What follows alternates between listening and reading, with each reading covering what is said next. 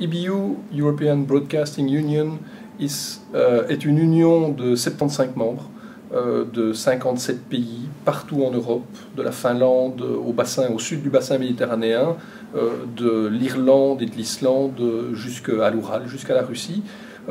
On réunit des radios et des télévisions publiques essentiellement, un certain nombre d'opérateurs privés également.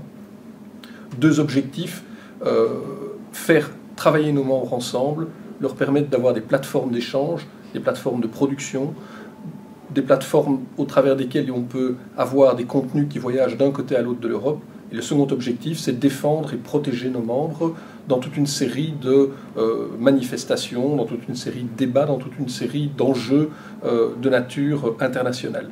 Alors, dans ce cas-ci, l'intérêt de se retrouver autour d'une table avec les premiers responsables d'ICANN, c'est de parler du futur, puisque pour la télévision comme pour la radio, le futur se décline sur Internet. Et aujourd'hui, les débats actuels, c'est la numérisation de notre production d'une part, mais c'est également et surtout la fusion du broadcast, des signaux audio et vidéo avec Internet. Dans ce contexte, de nombreux sujets sont sur la table, des sujets qui relèvent de la protection de nos marques sur Internet. Comment est-ce que les chaînes de télévision et de radio seront dans le futur présentes, accessibles et connues sur la toile?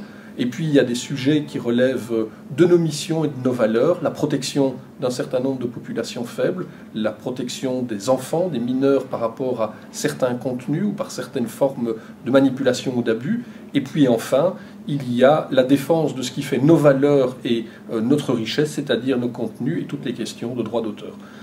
Des questions très larges qu'on ne peut pas résoudre tout seul, qui ne trouvent pas à être résolues au niveau européen uniquement, mais qui doivent être traitées, débattues, discutées à un niveau mondial. ICANN est dans ce contexte un interlocuteur de premier plan, qui est une des seules organisations structurées au monde, qui a dans son patrimoine et dans son champ de responsabilité des enjeux qui sont essentiels pour nous, d'où l'intérêt de la réunion d'aujourd'hui.